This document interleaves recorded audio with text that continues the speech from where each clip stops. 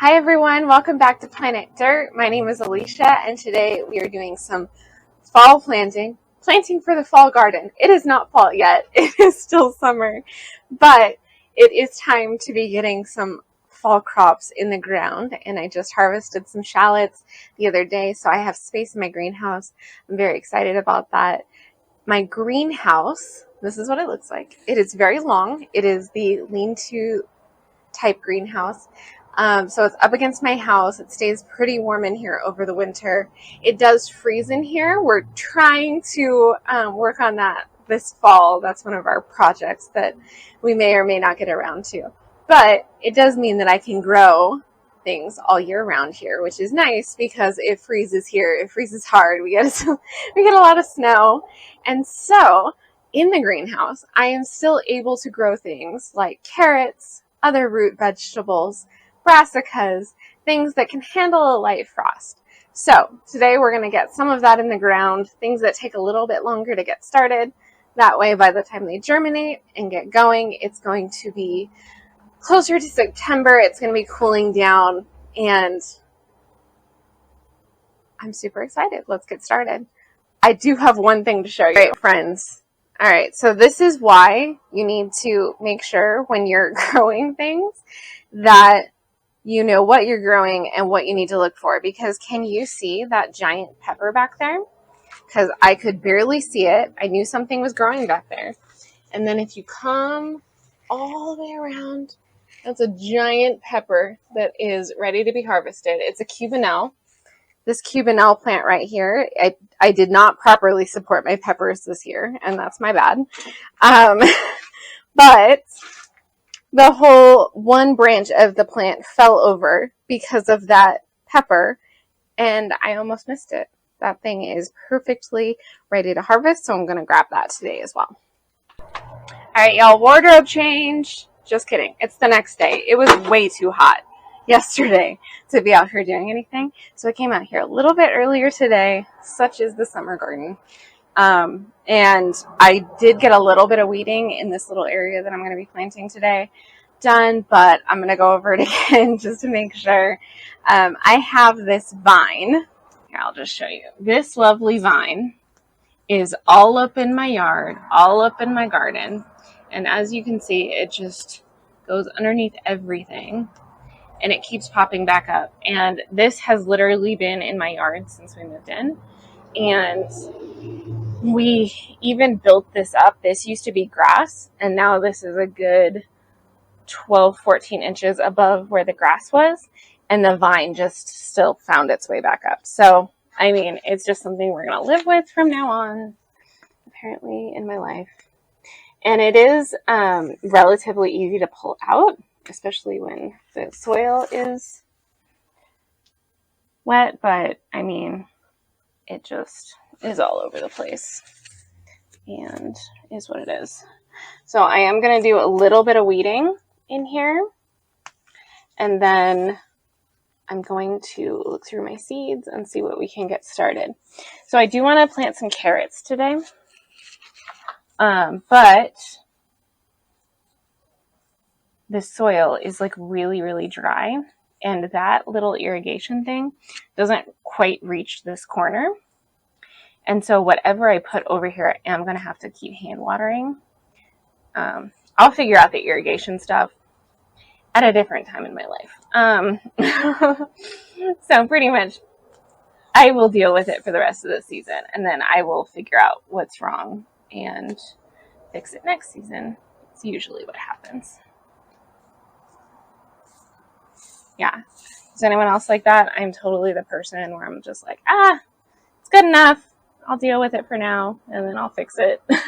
I'll fix it next season when I'm doing all of the improvement stuff. But what has happened is, here's a good example. Oh, this lovely onion right here. So this onion looks really good, right? But if you look at it, it's got this vine growing around it.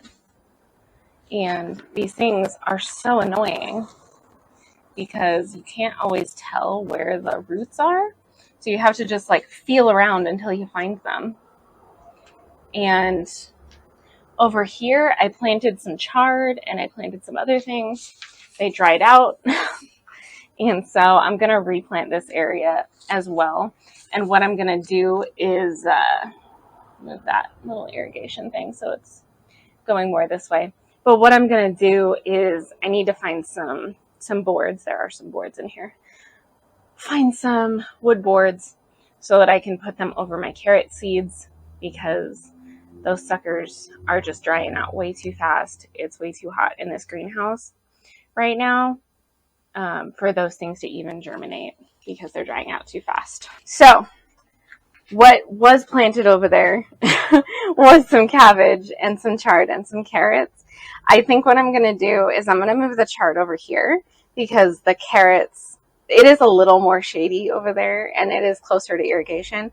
So the carrots are super, super sensitive and they die super easy when they don't get constant water early on. So I'm going to put the carrots over there where it stays a little more moist just naturally. I'm going to put my cabbage and my chard over in this bed over here, right where I just pulled out those shallots. I'm going to put them over here because that little emitter doesn't reach the edges. So and cabbage and broccoli just, I don't know if I'm going to grow broccoli, actually. I think I tried last year and it didn't work out too well. Maybe I'll just put in a couple of different types of cabbage.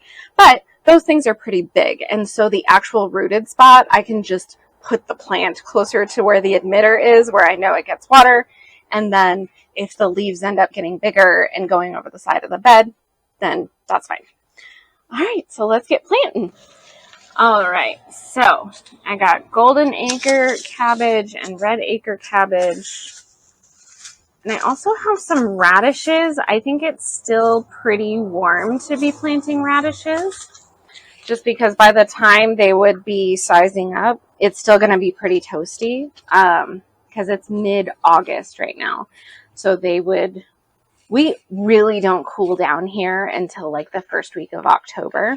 So I live in the high desert, and maybe I will just put some chard around them because that'll grow pretty quickly. So I live in the high desert, and what happens here is we have maybe like, I don't know, 2 weeks of actual, no, I'll put those over there. 2 weeks of actual spring and 2 weeks of actual fall. It goes very, very quickly from hot during the summer to really, really cold in the winter. So things like cabbage, I have never actually successfully grown because it's just the spring is just not a thing here. And so the second it gets too hot, the cabbage starts to bolt. It never actually fully heads. And that's just life here. So I almost successfully grew cabbage last year because I grew it over the winter. And since it's in a greenhouse, it helps keep it warmer in here than, how crazy cold it gets. But it's not so warm that it's going to bolt. So it keeps it a nice temperature. But the thing about growing it in the winter, is that it is,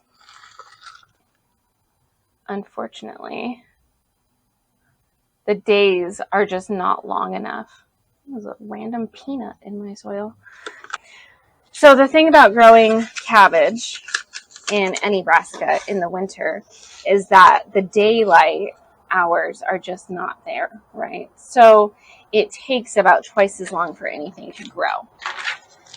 So last year, I successfully got some cabbages and a couple of broccoli plants going in the winter, and I was very proud of myself. I was so happy. And then I had a big pest issue, and I think it was either rats or voles, whatever it was. I came in here and I lined the bottom of these beds so that they can't dig in anymore, because something was burrowing into my beds. And whatever it was, we have since blocked off any burrowing access, which is good. But I had really nice, lovely developing leaves for some cabbages. They were starting to head up. The heads were like this big. They were just starting to form. And then they all got eaten to the ground by whatever pest that was.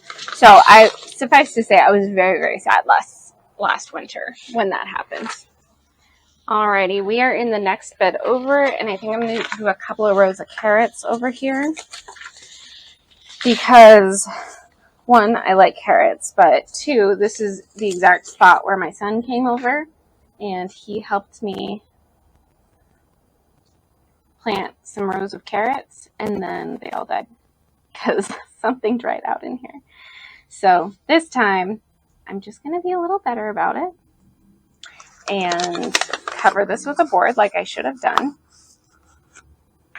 And then my little boy will not be the wiser. He'll think that these are the ones that he planted. As long as you guys don't tell, I won't tell.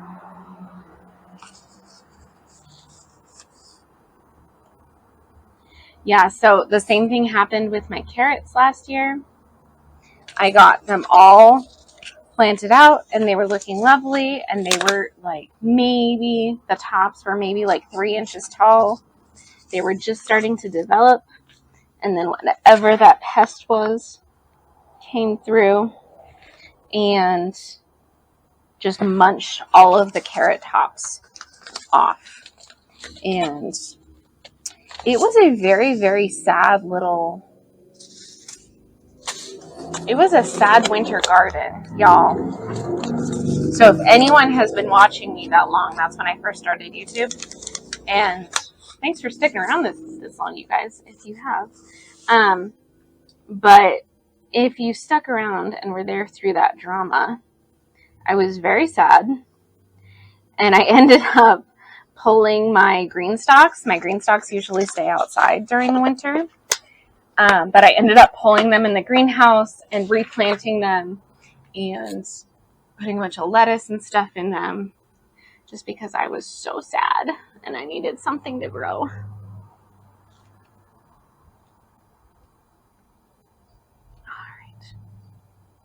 All right, a couple little rows of carrots. All right, and this is the last little area that we're going to be planting today. And before I can even plant, I have to come in here and pull all this out. So this is the lovely, very lovely vine. This is the worst weed I have in my garden because just no matter what happens, it comes back year after year after year. Doesn't matter how many times I've turned over the soil. Doesn't matter how long or how much I build up the soil. I guess I could smother it out, but actually, come to think of it, I have smothered them out before because when I first put these down, when I first laid these beds down, it was grass. And so what I did is I put down cardboard to suppress the grass and the weed pressure. And then I put wood chip mulch on top of that. So actually, these have been smothered out, and they still came back and laughed later on.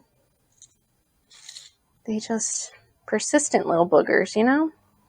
Okay, so what is going to go over here? Ooh, maybe I should try some beets again. Beets were another thing that the pests killed off before I could get a harvest. And again, I was really sad because that was the farthest I've ever gotten with beets.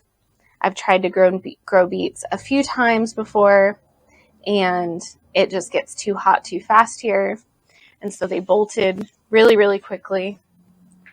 And so, all right. Here we go. Looks beautiful. Alrighty, y'all. So I have Hamburg rooted parsley. I have that I cannot pronounce the name of type of turnip. And then the standard Detroit dark red beet. So I think I'm going to put, because I think beets, This one is 70 to 90 days. This one's 40 to 60 days. Ooh, that one's really short. So I'll put that one in the front. I'll put the beets in the middle because I want to say they were like 60 days. And then I'll put this one in the back since it's the longest to maturity.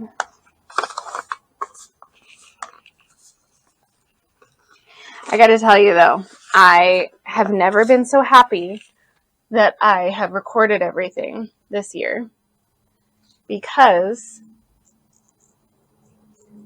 I've had to go back and look at videos so many times. I discovered this about myself this year, that I'm good at labeling things at the very start of the season when I start seeds. Like when you're starting everything early in little trays, I'm really good at labeling things at that point. After that, anything that goes in later, anything that is direct sown, oh man, I am so bad at labeling things after that point. Okay, I think these you can grow pretty close together, so I'm not like terribly worried about the spacing on these. But these beet seeds are a little bit older, and so I do want to sow them pretty densely, just in case. Okay.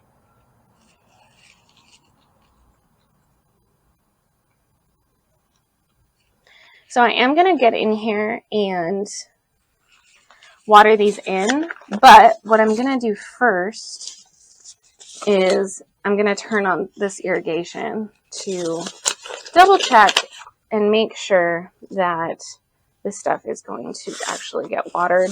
And then if not, I'm going to have to come in here and remember to hand water. It is so much easier to just have things on irrigation sometimes. All right, so I'm going to turn on the water. I'm going to see how much each spot is getting hit and if I think it's enough. And if not, I'll make sure to note that.